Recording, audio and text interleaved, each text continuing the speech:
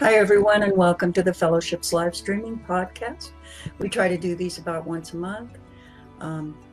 This time we have dear friends Jackie Curry and Tim Duffy on with us, and they're going to be talking to us about the Fellowship's upcoming summer study session happening in Illinois this summer, close at a beautiful resort close to Chicago.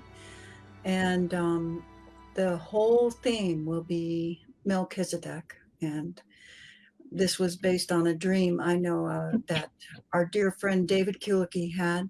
He was the chair of the Fellowship's Education Committee. David unexpectedly graduated not that long ago, a few months ago, which was a shock to all of us. I know it certainly was to me. But we're carrying on in good faith, and we're having this wonderful conference coming up, the summer study, all about Melchizedek in honor of his 4,000th anniversary of his appearance on Urantia, on our world. So welcome to the show, you guys. So glad to have you. You guys are, I'm not sure what role you're playing, but maybe you want to each take a moment and talk about the role you're playing with the conference and what you want to say about it. Go ahead and go, Jackie, if you like, and then we'll... Oh, okay. Well, the role I'm playing is I was newly elected to take David's place that you were just talking about. So I'm the education chair for the fellowship, and the education committee of the fellowship puts on SSS every year that there is an IC. So it's the 2 years in between the years that we have the IC, which is every third year, the international conference. And so we wanted to follow through, and everyone on the committee was interested in stepping up in honor of David and make sure that we had a summer study session this summer. We weren't sure if COVID was going to slow us down, but we went ahead and decided to plan for a live conference.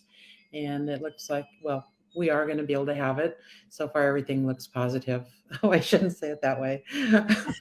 But so far, it's going to happen. People are registering, and we're really looking forward to being together. It'll be our first gathering since, for some people, for a lot of people, it'll be since IC 17, and then for others since SSS 2019. So we're all looking forward to getting together. And so my role is, I got off topic a bit, is just helping with all the committees. I'm focusing on the socials. Mahtab is the chair of SSS 2022, and I'm assisting her a lot and just helping where I can.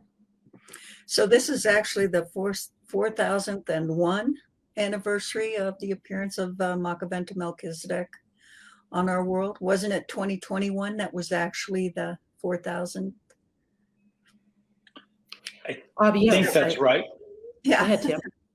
Yeah, I was going to say, I think that's right, but I think we're still in the anniversary year, so it's good. So it's okay. Right. Maybe there was a lot. Well, and I think in truth, David had planned maybe to have it last year, but since we didn't have a in-person conference, but we had a virtual conference, he thought he really wanted this one to be to be special, so he wanted to save it for the full in-person conference. Right? And Jackie, I'm sorry, I always mispronounce your last name. It's Corey, right? It's not Corey. Well, thank you for giving me the opportunity. Remember, anyway, it is Corey. Yeah. Ms. Corey, she was in education for many, many years. So yes, I just said congratulations on being the Fellowship's Education Committee chair. I can't think of a better person to do it than you, and I'm so thrilled that you're doing it and that you're continuing on with this idea of the Melchizedek conference, because Melchizedek is absolutely an amazing character, and even throughout traditional religions, Christian religions especially, many traditional Christian religions believe that they are after the order of Melchizedek. I believe, the Mormons believe that, and certainly the Catholics believe that. And, it's interesting because he's only mentioned in the Bible very, very briefly, and the Urantia book has this wonderful detailed information about him as the third epical revelation to mankind. So What a great idea. From the moment I heard it, I thought it was wonderful. And I'm so glad that we're going to continue on and do this. Tim, what role are you playing in the conference? You can tell us, by the way, a little bit about yourselves too, if you like. Sure.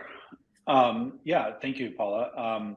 First of all, Jackie sold herself short a little bit. She's doing a great job of leading our committee and is doing a lot of work for the conference and keeping all the pieces running together. So thank you, Jackie. I've been reading the book for a while, since the early 80s or mid 80s, but I hadn't been much involved in any community until a couple of years ago. And in fact, was fortunate enough to meet David and Marilyn and in the fall of 2019. And I think we were already in COVID by the time he asked me to serve on the education committee, which I was happy to do. So I was able to help with last year's virtual conference and presented at that conference. And I should also say, since then, I've also gotten involved with UBIS, and I'm currently the co-director of the Urantia Book Internet School that the foundation runs, and I found that very rewarding too. But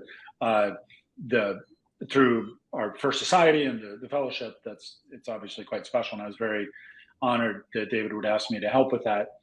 And with his passing and our collective decision to put on this program and still have it, because it is a very interesting topic, I was I guess asked or nominated or stole. I don't know which is the right verb, but I was the one charged with kind of putting together the program, if you will. What are the talks going to be about? And obviously we had this theme of Melchizedek, but what were we going to try and present? So I've been working with the speakers, filling the speaker slots. What their presentations are going to be, both the people that are going to do the plenary talks, which are the talks to everyone attending, and the workshops, smaller groups where people can spend a few hours working together on a specific topic, because we have a variety of those throughout the conference. So I was the one charged with the outlining, any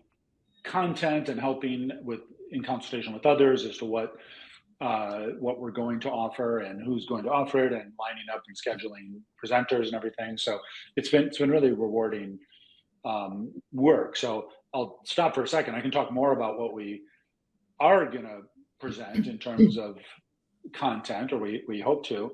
But I just want to say, yeah, I agree with you, Paula. I mean, Melchizedek, even in the context of the book, in a way, it's not as, he often gets a little bit overlooked because he didn't default. Like the first and the second stories are very dramatic because of what they did. And obviously with Michael, we have a huge amount of detail of what he did and his, and the words he used and the people he met. And with Melchizedek, we really just have one paper that talks about his actual time on the planet. And yet it was it was several years. I forget how many years exactly. It was not 2 years. It was like, it was a long time. It's like 70 years or something, right? And just we don't have that detail of his work with people, of his teachings, which I'm sure were quite marvelous, right? And so there's that material, and then there's other papers that follow that talk about his amazing influence, but it's in the context of history, and we tend to not focus on it. So it's a wonderful opportunity, I think, for all of us to revisit that, really explore what he did work to preserve, and obviously the effect of that, which we kind of know, but we don't always study it this way. So it's really exciting conference, because it leads to so many things. It leads from everything from 4,000 years ago till today, because of course he's still on the council, and he's very much involved in our planet. So it's an ongoing story. The book tells us so much about Melchizedeks too, in general, who they are and what they do, and many of the papers in the Urantia book are authored by a Melchizedek, right? And they're master teachers. So it'll be great to get some background not only on our divine visitor, Right. our third epical revelation, Makaventa Melchizedek, but it'll also be a great opportunity to study the Melchizedeks in general and Right. Yeah, what right. they do and the roles they play. So they're our elder brothers, right? And it's the Urantia book introduces us to these. Right. This And as you say, a lot of the Urantia book is written by them, and it was yeah, certainly done under their supervision, and probably is direct supervision. So it's without a he's doubt. very much involved in our current epic as well. So Yeah, I can see how there's so much that can be said about them. Go ahead, Jackie. Oh, no, fine. Yes. Yeah, there is. And thanks for pointing out about the papers, so many being written by them. And yeah, it's our third revelation. I wonder if our third revelation has ever been really honored on our planet, maybe the way we will, but it is certainly worth honoring. And it'll, I just wanted to add, though, that Tim has really planned an exciting, it's really going to be an in-depth study. He planned a real comprehensive program for us. I mean, the scope and the sequence is what he planned more than we have in the past. A lot of times we have our theme, and we can have workshops loosely related to the theme or closely related to the theme, but he really outlined a scope and a sequence for the plenary speakers. And so that's going to be, a good sequence to follow to get a really good, complete picture in depth, really. I'm really excited about learning coming up with different insights and learning different perspectives about Melchizedek. So Tim's really doing a marvelous job with the program, and then the workshops will have a little bit more variety, but also on the theme. Most of them, not all of them. Mm-hmm. Well, I'm excited by where it's at too. We've often gone to college campuses, and we were at Techni Towers for many, many years. We've gone to Techni, and Techni is a wonderful space. I've learned to love that space, and I love the people that work there. The staff is just so wonderful, and there's that gorgeous chapel right on the grounds. But they're not doing conferences. I know we were disappointed, but then we found this space, which is an actual resort. On a beautiful grounds with hotel-like rooms and great food, and it looks first class to me. So maybe you guys can speak a little bit to where we're going to have it this time. I know the worry is it's a little more expensive, but it's not that much more expensive when you share the room costs. So if you want to touch on that a little bit, where it's going to be. Tim, go ahead. Yeah. Right. I live. It's very funny. I used to live. We recently moved, but I lived like less than a mile away from Techni. But I wasn't involved at the time. I never went to. I've obviously been there, but I'd never even gone to a conference. So this is different. This is about 30 miles away from my house, but it's very convenient to the airport for those of you that come in from out of town. It's very easy to get to from O'Hare or Midway, actually, if you take Southwest or anything to Midway. It's like you said, Paul. It's a nice resort. It's a first class hotel. So what you'd expect in terms of the meals and the services and the rooms and everything, and a beautiful conference facility. So Techni was obviously a special place, but it's not exactly brand new, right? In some ways, this is a fully modern conference center. So there's going to be Wi-Fi. There's going to be easy access to things. There's golf courses and pools if people want to take a little break. But as you say, the only drawback is it's a little more expensive. Techni was obviously very affordable because it's dormitory style accommodations, whereas this is a hotel, and so the rooms are a little more expensive, and the cost for the conference is really mostly the meals. Your room and the meals are the things that make that cost. And I should point out that for those of you who are concerned about the cost, there are a number of other hotels very close by in the area, which we can link you to, or you can find on the map very easily. So if someone wanted to stay at didn't have to stay at the resort, you could stay at the more affordable motel not very far away and still come to the conference. And we have a registration option that's basically visitors, and if you don't want to buy all the meals, you don't have to buy the meals in that. And it's and then that's a lot. I think it's, what is it, Jackie, is $50 or something like that if you're just a guest or something. If you're just a local. If Yeah, you pick a commuter. Sorry, option. Yeah. that's the word I was looking for. Mhm. But you could, And I was, oh, I was just gonna say, you could stay off site, like you're saying, and buy a full meal plan and have all the meals. But like you say, right, there is options for meals, not having all of them either. right.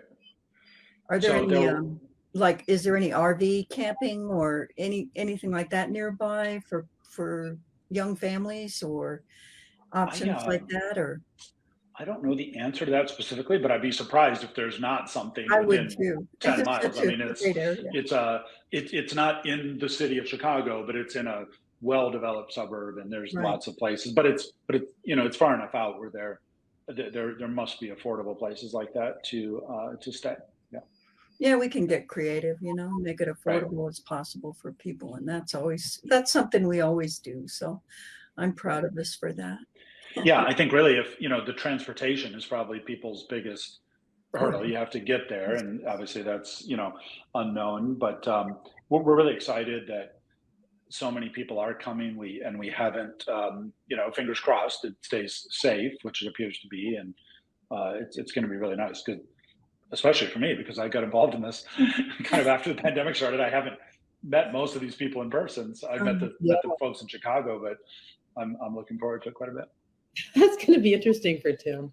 Finally meet it people in person. well, Online, you've Tim, been associating a lot, but you did such a great job with the virtual conference last summer. So thank you Well, for thanks. all I, your I I mean, technical on the expertise. Zoom, I was responsible for the Zoom, which is maybe the hardest part. After I was glad I spoke first. I didn't have to worry about what I was going to say. I just had to worry about the Zoom. Yeah, that was unique for the fellowship because what we are is about bringing people together, and that's what we've always done. And Zoom is, not as beautiful and wonderful as just being in someone's presence and being with them. And so many great things have happened over the years because the Urantia Book Fellowship has brought people together in conferences. I can't tell you in my experience how many wonderful things happen at a Urantia Book Conference where people can meet each other and talk to each other and plan and, ideas are born, marriages happen. It's just really quite extraordinary when a group of Urantians get together. There's nothing that's quite like spirit it. has this opportunity to work in your life too. A lot of times, if there's something you've been, praying about, and different things happen, we come together that way too. It's magical. Prayers are answered. It is. Jackie, I Right. remember you from so many conferences in the past. I mean, it's like you've been there glowing and beautiful always, and just such a joy to know you over the years. And Tim, so good to get to know you. I'm so glad you're involved, and you're obviously very capable. So, we take conferences very seriously at the fellowship, and it's a flagship for us. So I'm glad that this is going to happen. I'm really excited about it. I'm going to be there. I'm Well, it's going to be one of thrilled. the presenters, and it's going to be great. Oh, Yes, that's right. She's a plenary speaker. yes, yes. Oh, Thank you. And Looking forward. obviously, we hope the program is awesome. But like you said, I'm sure a huge part of the value is just spending time together, the conversations, the connections, all the other stuff and interaction. Mhm. I'm sure is quite special. Well, and at a venue like this, there's going to be a lot of opportunity for people to just get away with each other, maybe go have a cup of coffee, go grab a bite to eat together, go for a stroll around the grounds. The grounds Right. are absolutely gorgeous. So that's always so important to have those opportunities like that. And I know you guys are probably thrilled about having that. So not that Techni had all of those things too, but so what do you have for the program? Do you have a lot of great worships planned as well? Because that's always my favorite part. Yeah. So so it starts on Thursday, the 21st, as you see on the screen there. And we have one speaker Thursday evening. And then on Friday and Saturday, each day, there's a plenary speaker in the morning, afternoon, and evening. And then there's workshops in the morning and the afternoon on each day. And then on Sunday, there's a final speaker. But before each plenary, and longer before the final plenary on Sunday, there's we're going to have some music and musicians and folks leading us in worship as a lead in to each of those talks. So that should be very special, I think. So for each session, there will be that worship time, and then on Sunday there'll be an extended time of worship. I've got that right, don't I, Jackie? Yeah. Yes. And I know, and the musician and the music and stuff that they're planning. I mean, it's serious. They're like, they want play. They're practicing. They're thinking about it. It's not. So I'm looking forward to that too. Yes, I were practicing. Go ahead, Jackie. Sorry. What were you practicing? No, I didn't catch that. I heard about their rehearsal just last night. I heard there were some people at study group who had just been rehearsing for the music for the summer study session. Oh, really? Yeah, it seems like volunteers have really stepped up. And Barbara Newsom is doing the worship program, and she's been putting a lot of time into it, working with, I think, Stephanie Schaefer too. So they've been really excited, and that's really what I think brings a lot too. And you had such passion for it. And Tim, I remember you were really excited to take on the program. And when we first, you said you didn't know if we gave it to you, you stole it, but you were excited about it. I was so glad. Yeah. Stole is probably the best way. Yeah, probably. We should mention one other aspect, and you reminded me with Barb. Barb is, head of the interfaith committee of the fellowship, and some of the workshops that Barb is helping us arrange and if you recall back in the book, so one of the important things about Melchizedek is the role that his teachings had on all the other faiths of the time, right? So we are going to make some time in the workshops to do some things that talk about those other faiths and that influence. And I think some of the presenters may even be, people schooled in some other faiths, which I think is very exciting. We're not doing we're still focusing on the book, but, we don't always have the option to bring in and look at and consider other traditions. So I think that's going to be quite interesting as well. Actually, seeing that link that flows through the Urantia book and these other religions. Yeah, it's a great opportunity to do that. Right. Have it fit really well with the theme. Yes. Do you want me to say any more detail about the program or give any more preview of it? I can do that if you want. Yeah, that'd be great. Love to. That's whatever gets people excited to come, because we know we want them to get there. A lot of work goes into this, a tremendous amount of work. And if you're out there listening, please, do make every effort to come, however you can. And if you'd like to come, you feel like you can't, reach out to the fellowship, reach out to Jeff in the fellowship office, or to Jackie or Tim, and just express how you'd like to come. Maybe we can come up with a scholarship. There's always scholarship funds available. If you can't, it's just worth going. If you can make it, get creative and do it. You won't be sorry. Right. So worthwhile. And as Jackie said, we do have a lot of good content, and it is an in-depth look. And some people really get excited by that, right? The opportunity to study the book with everyone else. Some people, they really love the community, but they don't want to go to school, right? But please don't let that put you off. I guarantee you're going to enjoy it, and you don't have to go to every single thing if you don't want to. That's part of the, the flexibility. But there's going to be things for newer readers. There's going to be things for people who want to do a little more sharing as opposed to studying. There's going to be a nice variety, I think, of workshops and activities, and the people that are there. Our community is very diverse. There's going to be someone that you're going to connect with. There's going to be someone you relate to, and it will be a valuable experience, I'm sure, for everybody. With the overall program, what we're trying to put together is, again, it's a little unique theme in that it's pretty focused. I mean, let's say our theme was the family. Well, there's lots of different things you could do with the family, right? But this is pretty specific. It's paper 93 is what it's about, right? Obviously, we can't spend 4 days just on one paper. So in the program, we're trying to put that in context. We're going to start by kind of reviewing the evolutionary history, the prior revelations, the planetary prince, Adam and Eve, sort of how we got to the place where Melchizedek decided to do this emergency bestowal and kind of remind us of that history. Then obviously going to look at his time here and his teachings. And then the next, and as we as we sort of put ourselves back in that mindset of 4,000 years ago, one of the speakers is going to focus on, what's the difference between evolutionary religion, which is other than the little bit that we retained from the planetary prince and Adam and Eve, most of what was around was simply, the natural evolutionary religion. Where was that getting us? Where would that get us? What things do we still today owe to that evolutionary religion? And then obviously we add revelation. Well, what makes revelation different? It's not just about telling us more information.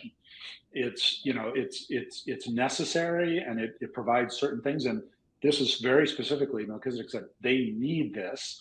What is that essential thing that he provided? So sort of getting back into that mindset of where was our world, and what was the emergency, and then obviously he was here, what his teachings were, and then we get to see the marvelous effect going forward, right?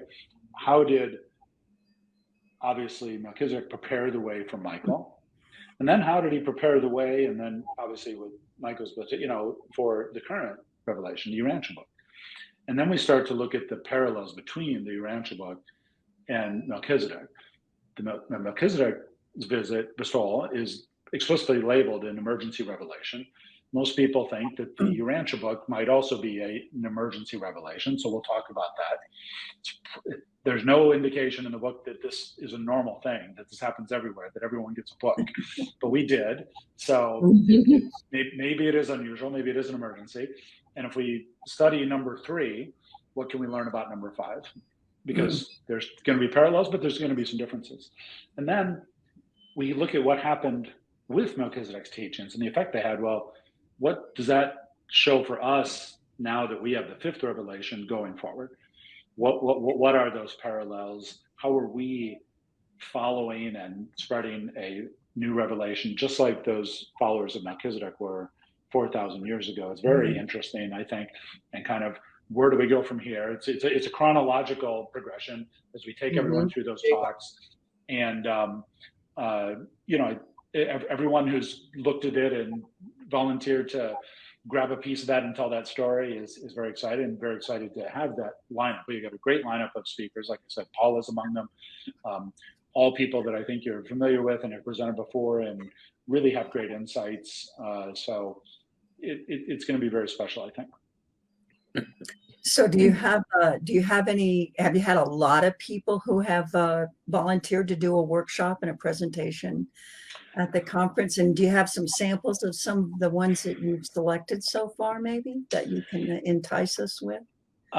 Yeah, we've got obviously, so we have a little, we're still sort of filling the, kind of the final lineup and schedule, but it's probably 5 workshops, both in the afternoon on Friday, and then the morning on Friday, and the morning on Saturday, afternoon on Friday. So that's 20 slots at least. And we may even have a few that would be virtual. That was more of a priority a year ago when we started our planning, but we still might do that. So we have 3 or 4 that are a little bit deeper dives on some of these topics, like the planetary prince, so some of those teachings. A lot of people have done some interesting work and study on the archaeology and mainstream history from this period. The sort of the Assyrians, the Sumerians, and what we know about that period in our history, or what we know from the textbooks. About the geography, about the archaeology, going back a little bit. None of them. We just recorded history kind of right bumps up to where Melchizedek was, so it's very interesting. But people have gone back and done a lot of work on the, on our traditional historical records. So some folks are going to talk about that. Like I said, we're going to have a few. We're going to have like an intro to the Urantia book for brand new readers, or even people who are new to some parts of it. Welcome to do that. We've got some people are going to do, I know that April Helen is going to do something that is, a little more artistic, and, trying to, about the language of how we share, how we how we study, how we interact with each other, how we incorporate the teachings is very exciting. Bobby Right. Dreyer and some others are going to do something that's it's about sharing the experience and interacting. Again, very nice. We've got one on the family, about marriage and parenting. There's a lot of Great. the development of that in the same period, and obviously the Hebrew religion is developing at this time, and their family culture. We've got the interfaith workshops that I mentioned with Barb. Nice. Gar Jameson has a really excellent presentation on this period in history. They call it the Axial Age, because there was this flowering of culture between 10,000 years ago, we think, and 2,000 years ago or 4,000 years ago. All of a sudden we learned a bunch of stuff, and we got better societies, and we got writing, and we got all these things happen kind of at the same time. And why is that? So historians are a little puzzled. Well, we have some of the missing pieces, so he's got a nice presentation about that. Yeah. Then some of the other workshops are more present day. What do we do with this? Are we going to how does it affect our lives now? What kind of what's going on? Was this and maybe a few things on that are always helpful. People like things that help them as they go back to their local friends and study groups. Are there things that they can take back with them? So a workshop or two about sort of how to approach the text, how to interact with the text, how to read the text. So it's very exciting, and we still have a few more slots to fill and time slots to fill, and we're still getting a few proposals. But we'll have the full program finalized, within the coming weeks, and then at some point we'll have the blurbs for everything. People can read in a little more depth. Yeah. Yeah, and I should point out, if you go to the fellowship's website, which is urantiabook.org, and you look up the summer study session there, you'll be able to find the links you need to fill out forms to ask for, the possibility of being a presenter or to volunteer for other things that are going on there. Always need help with registration, and I think there's going to be a store there, right? So you need help with stuff like that as well. It's a real hands-on experience, Urantia conference. So, and a lot of things happen that's fun and, wonderful. I think of Stuart Carr, he always does the most wonderful handouts. Any workshop he does, he has this beautiful handout that he gives to people. Sometimes it's like a whole book, So there, we go all out for each other because we love each other. We love this little band of believers, this brotherhood of believers. And, we have huge work to do and not much time to do it, it seems like sometimes. Right. But I think of Linda Buscelli as well. A couple of years ago at a summer study session, pointed out that Melchizedek, that they have discovered that the alphabet that we all use and the way we communicate with each other was largely given around that same time frame that Melchizedek was here. And she speculated that perhaps that was a gift from him to us, our alphabet. So there's so many things to learn, and even just from each other, the speculations we have, the thoughts we have from research we've done over the years. Right. Is so worthwhile. Jackie, what do you think David would hope that our takeaway will be with this conference? Yeah, that's a tough one. Well, that's not really a tough question. I think, he liked in-depth study and the comprehensive way. I always use that word. I don't know what else to say. That Tim, you could hear how he explained it, what we're going to cover. I think he would really be very, happy about that we're going to really study, not just kind of loosely around the edges. We can have a nice study, but yes, it's going to also not just be study. It'll be some experiential workshops and social and fraternal and fellowship. All those things are, really important. Are so important together. And I can add a couple other things that we have going, if you'd like. Yeah. Yes, please. I just want to say that well, first of all, we are going to have our socials that we usually have on Thursday night. We're going to, yeah, Thursday night, we're just going to let it be a meet and greet since we haven't seen each other for a while. And basically same with Friday. I won't say too much about any of the socials, but just a little bit. And we have a skit planned, a humorous skit planned for Friday that we're all working on, or I shouldn't say all. Trudy Cooper's working hard on it, and Larry Oh, Bowman. she's wonderful. And Brad Gardner might get involved. I guess he was involved with theater before. Maybe I shouldn't be saying this live. But, so we will have a skit, and then we're having for Saturday. We have our gala, our more special social. We're having a birthday party. We're going to celebrate. I guess you could call it an anniversary of Macaventa, but we feel like it's okay to just call it a birthday party.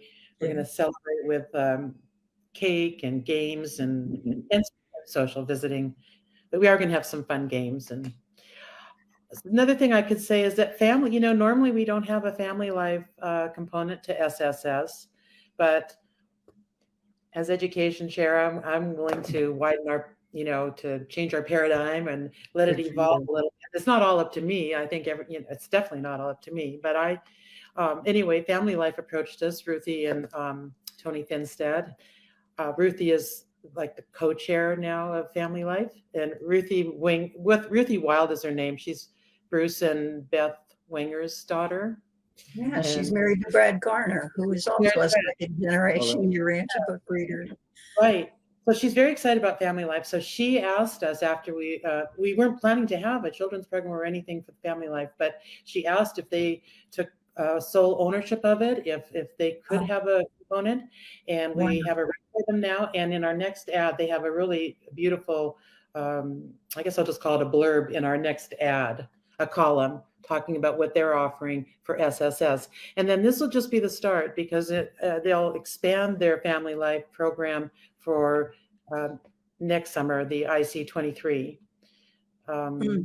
It's going to be at the same location. Same location, great. So it's a preview of coming attractions in a way, in terms of the venue. And Family Life will really see how they can use the grounds and get their feet wet this year. But really, will have some childcare there. And so again, in our next ad, and I think we'll probably put something in the registration. So that's new. That's just in this last month. Wonderful. Great. Yeah. Is there going to be a child program? They're going to do a whole program for children? Well, even if, we didn't know if we have many children. We don't usually have many children in SSS. But Ruthie said even if we have one child, they're going to take ownership of it and do something. So because they want to start growing this, and so.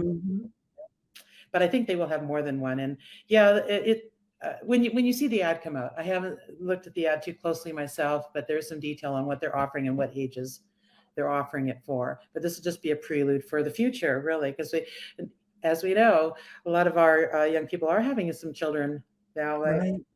He's already a family of 5 in such a short time, and so. Well, it is great too at this venue. It makes it more possible, I think. When you're on a college campus, it's not as easy to have a children's program, whereas in a contained venue like this, a resort, families go to vacation at resorts all the time, and there's even activities a lot of times planned at resorts. So, and plus you're in one room together, you're in your hotel suite together. So I would think that it would be really conducive of having families there. I'm glad to hear that they're willing to take that up. It's such good news. Yeah, and I heard their little room that they have leads up to the outdoor space, so that should be nice. Oh, great. We also will have, Rick Long is going to come with a small collection of cosmic creation, not what he'll have at IC, and he'll man the bookstore. We plan to have a kind of a social hub, a volunteer room, bookstore area, because Sue, our new president, would like to incorporate an opportunity for people to learn more about the fellowship and what opportunities there are to participate and just what some of the things we do. So if we can have a chance to maybe meet some of the GC members or anyway, we haven't totally figured it all out, but the volunteer space will be or get to know your GC member, something. Right. Good. Get some more information about the fellowship. Right. Yeah, there's always some questions about how the fellowship functions and what the fellowship does. And, so it's great to have that opportunity for people and get to know who we are. The original social fraternal organization of readers and believers in the Urantia book. And so that's quite a distinction, really. Date back to the forum, the original group that asked questions and, evolved into who we are today, still serving the greater community, which is great, I think. I love that. We're also going to have a tribute to David, of course. Well, I shouldn't say of course, but it was so appropriate, right? And I think Mahtab chairing this conference is just a real, it's just part of David's legacy. And also me being education chair. I never expected to be on the GC or education chair, but just the way David left things, and he assigned me secretary, and then I became intern. But he's really been encouraging Mahtab and I for many, many years, and now it really seems like it's coming to fruition. We both admitted that sometimes we didn't really, I guess, we didn't appreciate it all the time, even because it was a long time. Sometimes we'd pay attention and want to rise up and help David, and sometimes we were just busy with our lives, I guess. But all in all, the accumulation of it, we both feel it's just so nice to have. The way I say it is this potential to fill, and we really feel David's spirit and David's legacy. I think everybody in the group. Tim got to know David in his time with him, didn't you, Tim? It was a really. It was short, but it was it was very. I was very fortunate. Yeah. And it was clear he's he had inspired and he had helped so many people, and he had been that person to kind of always make them think a little more and maybe a little better about the book and how they were appreciating it, and but like you said, Jackie, the community of people involved in that effort that he built without us really even knowing it, right? Because I remember, obviously when I heard Spanish, like, oh my gosh, what are we gonna do? We can't do anything without David. And well, guess what? He may not have planned to leave us at that time, but he did the right thing in advance anyway, right? Yeah, it was a marvel to see. Once he passed, you really got to see what a diverse man he was, and then like he had this set up that we were able to step up and do this and really have the help and support. I must say that Sue, our president, is really helping us. She's reads our notes and sits in on meetings, and same with Leela and Laura and other. I don't really want to leave anyone out. Trudy's joined us from Secretary General, and Susie Rolland and Cecilia Lampley, I should say, and who else, Tim? Yep, and everybody, right, and everybody we've asked to help with either speaking or presenting or any of these other programs has been 100% willing and able, and that's been very enjoyable to see as well. Nice. I'm just so glad that this is happening, and that it's kind of feeling like the clouds are lifting with COVID, and I sure hope nothing comes in the way. COVID's kind of ruined every plan I have for the last 2 years. Right. I'm supposed to go to Israel with Diane Lebrecht in 2020, and everything was booked, everything was done. That fell through. That was supposed to happen in May of 2020. Of course, COVID happened, came on full bore in March of 2020, and so many, many, many plans I had, and I know how dear, friends who planned for IC 2020, and that all fell through. Katerina Becker worked so hard on that conference, and it just all fell through. So this will be such a celebration, I think, and such a kind of a coming out party for all of us to say, we're back, and we get to come and celebrate each other. And certainly we've lost very dear friends. David is just one of the many dear friends we've lost since 2020. August Dogim and Steve Pryor and Dave Elders. You could just go on and on. and it's a time to remember them and celebrate them. And hopefully, young people will jump on board. I know that Facebook and social media is great. Twitter, TikTok, Instagram, all this stuff is great, but there's nothing like being in someone's immediate personal presence. There's just nothing like it. For me, it's, you can write a letter, that's one dimension. You get one dimension of that person through letter writing. You can call someone on the phone. That's another dimension. At least you can hear their voice, right? Now you're hearing their thoughts and their voice. You can have a Zoom meeting, and that's another dimension. Now you hear their thoughts and their voice, and you see their body language.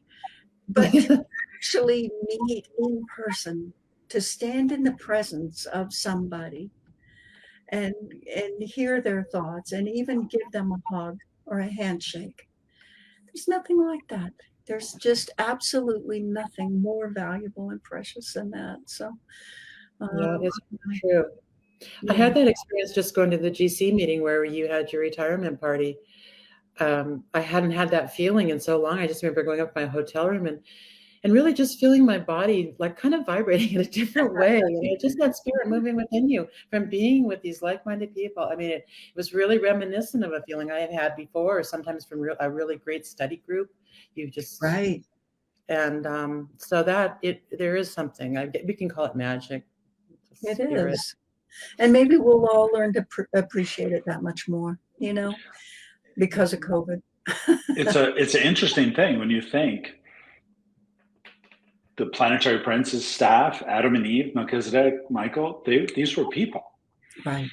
People talking to other people. They didn't leave behind anything else, right? And now we have a book, so it's a little different.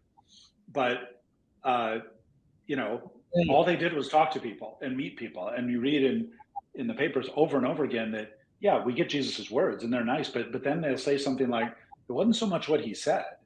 Just the experience of him interacting with them was enough to change their lives and set them on a new course, right?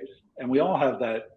We don't have that power over people, but we have a little bit of it. Sometimes we get on it by accident or whatever. And so now we have a book, which is written by personalities. It's very important, but it's up to us to be that personal element to connect with each other, because we're dealing with something that's different from all the other revelations. But we can look back to this one at least. It just, all he did was talk to Abraham and other people, and yet had this and changed the world.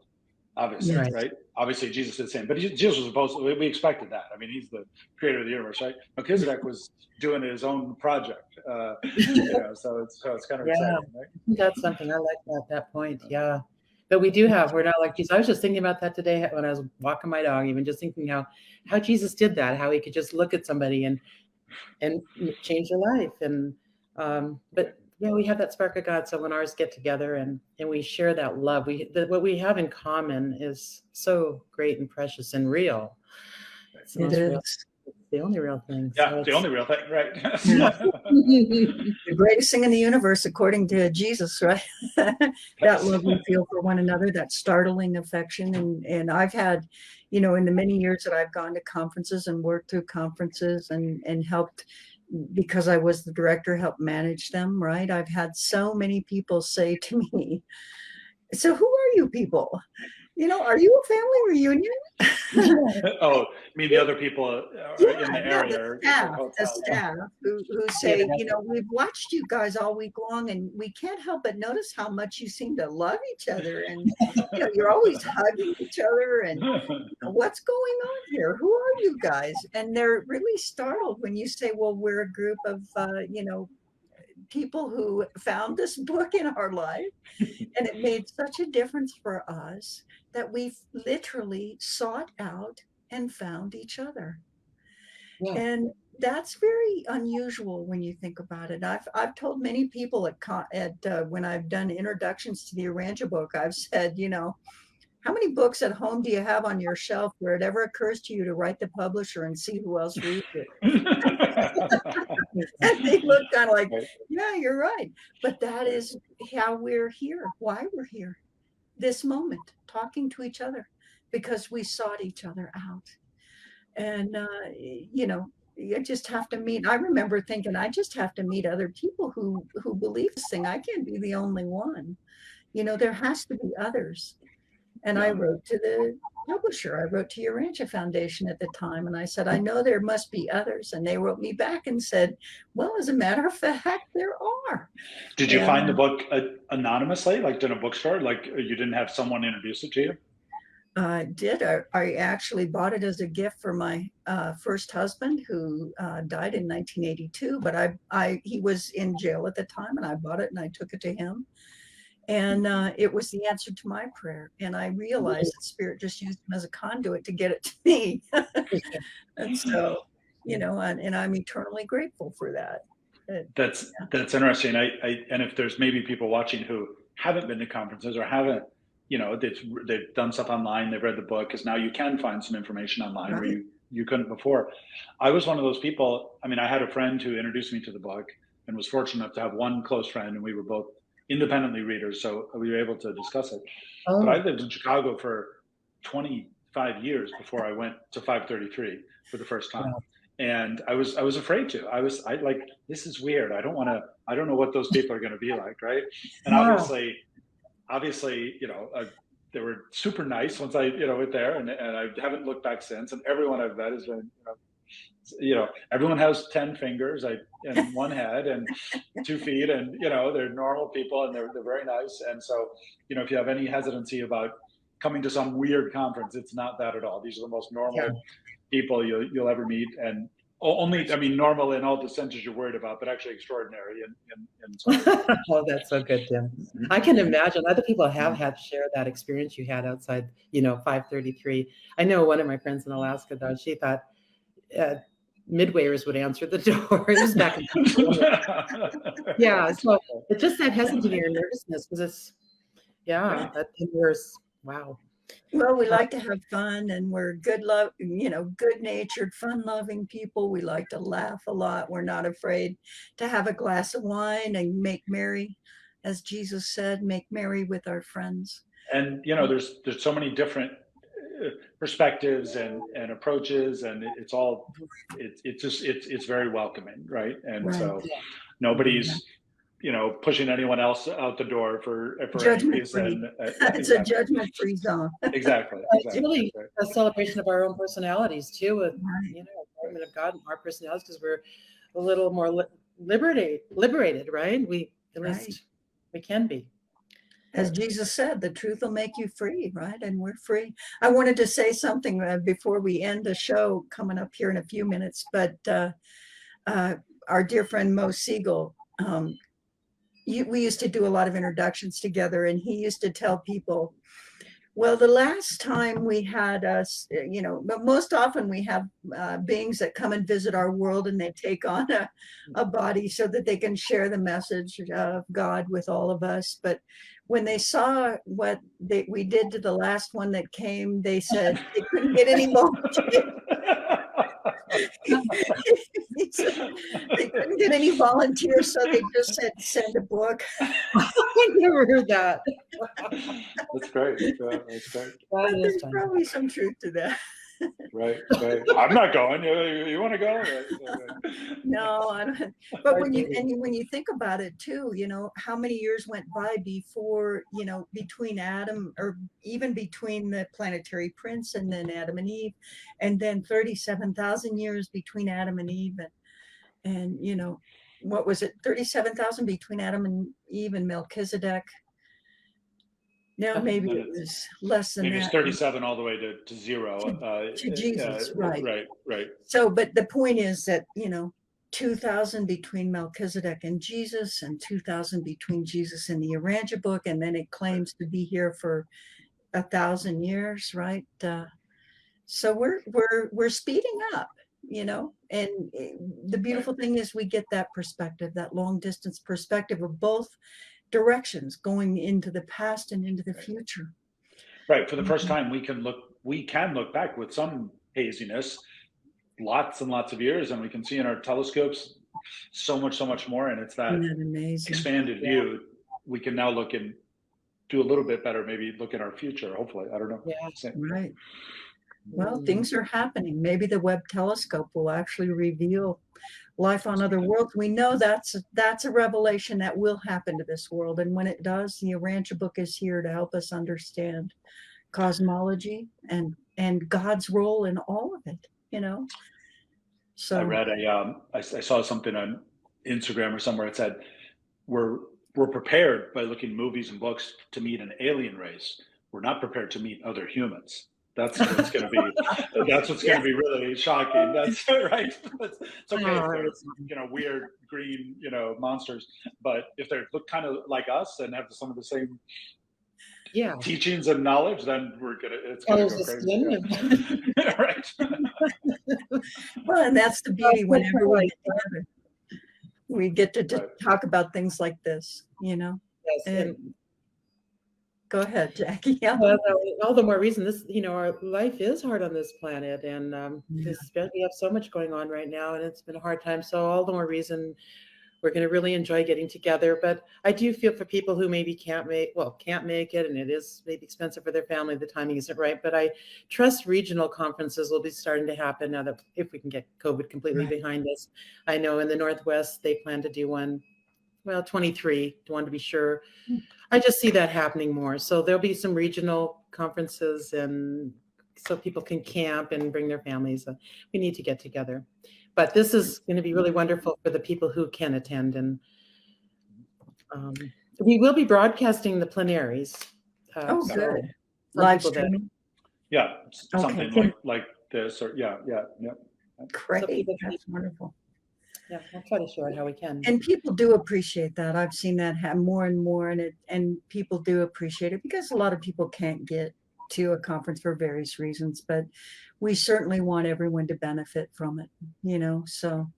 And if you need more information, you can go to www.urantiabook.org and look up the summer study session, look it up on the calendar. If you have to page down to the bottom of the home page, there's a calendar of events there. We always love to promote everybody's conference, right, Jackie? So, there's several events going on there. There's a retreat coming up in the New England area pretty soon. There's several things going on.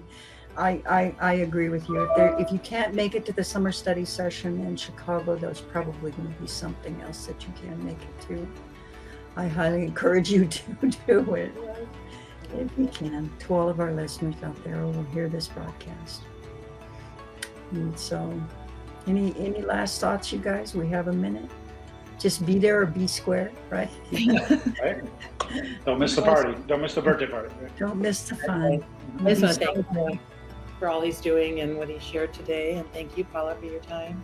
Oh, it's my pleasure, honey. Thanks. Yes. Thanks to you both. It's really exciting, and we're only just doing a little practice right now.